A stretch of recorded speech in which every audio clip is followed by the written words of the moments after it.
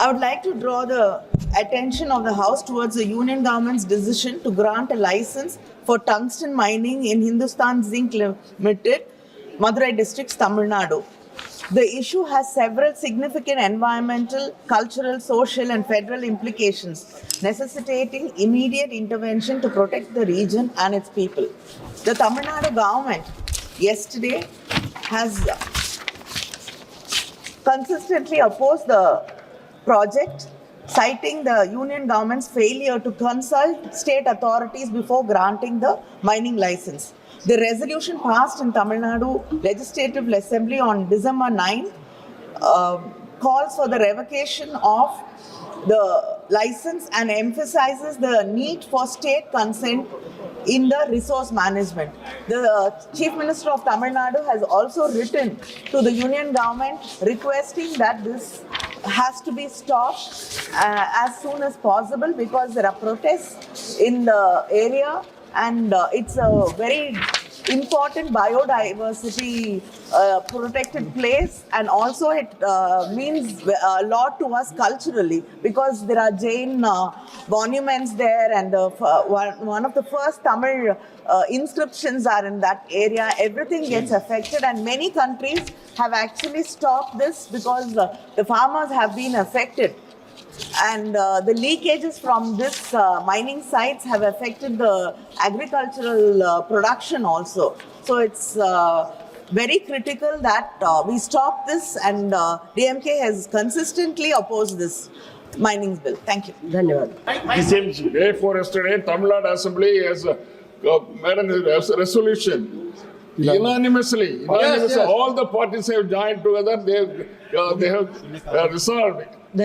See, this tungsten mine is in respect to the degradation of lot of environmental hazards. This government is decided to bring and they have also about to allocate this the tungsten mine to the private parties. This is not. This is very bad, madam. It leads to environmental hazard. Madam Tagore ji. தலைவர் அவர்களே, மாண்புமிகு உறுப்பினர்கள் இருவரும் சொன்னது போல இந்த tungsten சுரங்கத்தை பொறுத்த மட்டிலே மதுரை மாவட்டத்திலே அழகர் கோயில் மற்றும் அரிட்டாப்பட்டிக்கு நடுவிலே அமைவதற்காக மத்திய அரசு திட்டமிட்டிருக்கிறது என்பதும் அதற்காக வேதாந்தா நிறுவனத்திற்கு அள்ளி கொடுக்க போகிறது என்ற முடிவும் அதிர்ச்சியை தருகிறது. பாஜகவை பொறுத்த மட்டிலே தொடர்ந்து அழகர் கோயில் போன்ற இறை நம்பிக்கை உள்ள இடங்களையும் முருகனுடைய அறுபடை வீடுகளையும் அழிப்பதிலே பாஜக ஏன் இந்த துடிக்கிறது என்பது தெரியவில்லை. இந்த அரசை பொறுத்த மட்டிலே வேதாந்தாவா அல்லது கடவுளா என்றால் வேதாந்தாவோடு செல்கின்ற அரசாக இருக்கிறது. இதை தமிழக சட்டமன்ற தீர்மானத்துக்கு ஏற்று இந்த சுரங்கத்தை நிறுத்தி வைக்க வேண்டும் என்ற கோரிக்கையை வைக்கிறேன். நன்றி, வணக்கம். I would like to ask the minister through you, sir, regarding the Amrit Bharat station scheme. The ministry has announced 1,324 stations which have been identified for the redevelopment, including 77 stations in the state of Tamil Nadu. I would like to ask the Honourable Minister, what has been the update with respect to these railway stations in our state? Especially, I have given representation to my constituency, the Saidapet station, as well as the redevelopment works of CHENNAI Egmore. Thank you very much.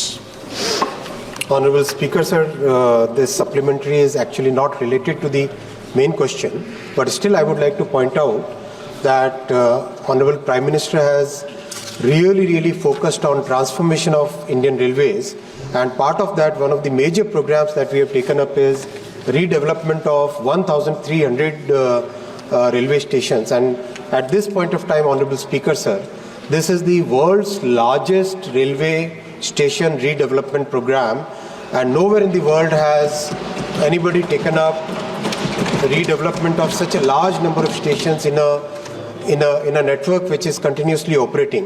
The Chennai Egmore, I would like to pronounce it as Chennai Alambur. So Chennai Alambur station is one of the Amrit Bharat stations, and it is developing very well. I've visited that twice, and the design and the enthusiasm of the officers working on that project is really amazing. And Honorable Speaker, sir, I can say that will be one of the stations which will become a prime attraction in the city of Chennai. Regarding other stations, Honorable MP can always can meet me and discuss the details.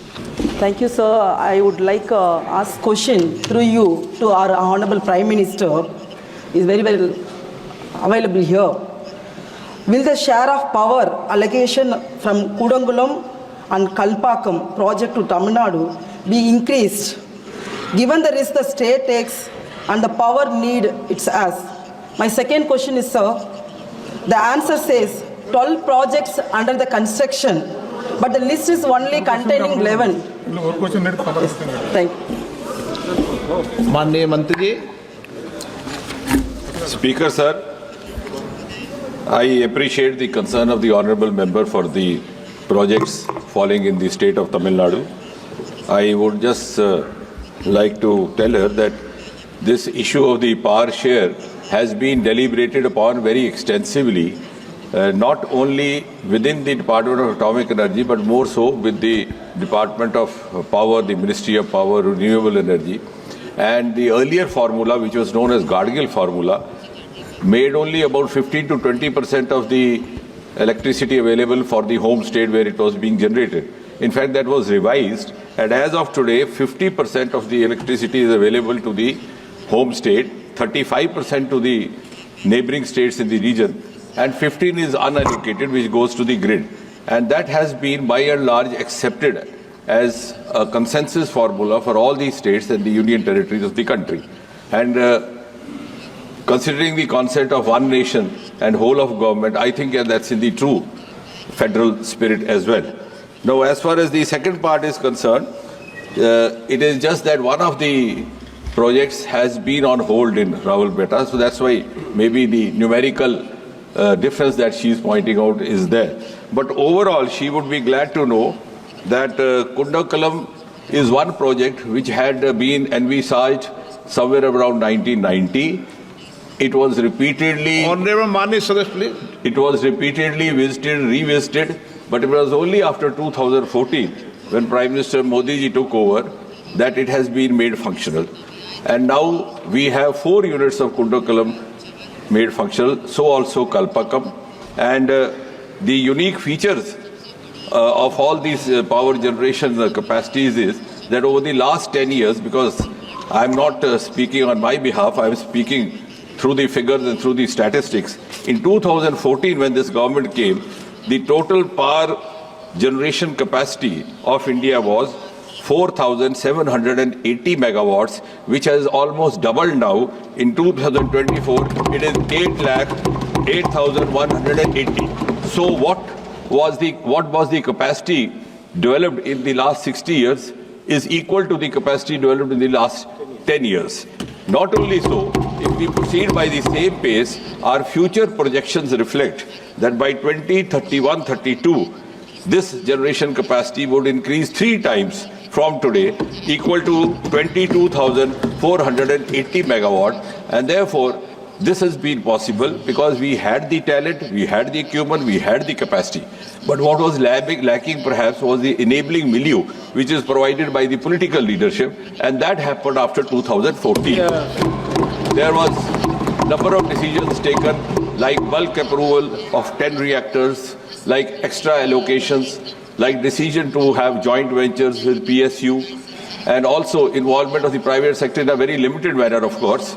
But all this has, and we have diversified, not only confined atomic energy to generation of the energy, but as Homi Baba rightly pointed out at the time of inception, that India's nuclear program will be dedicated to peaceful purposes, because at that time there was some controversy. Hiroshima had just happened, and today we are living up to that vindication under the leadership of Prime Minister Modi. Atomic energy is being extensively utilized in agriculture sector.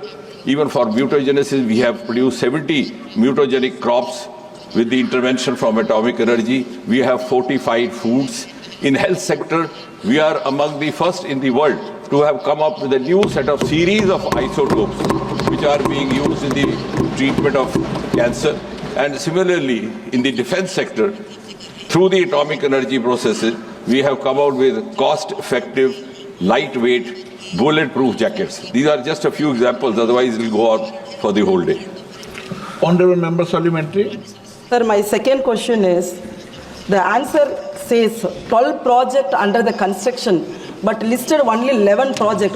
Which is the 12th project? And kindly provide the project-wise completion date. Thank you. No, I think if you go through in detail, it has been provided. We have provided the amount of construction that has been completed and amount of it left.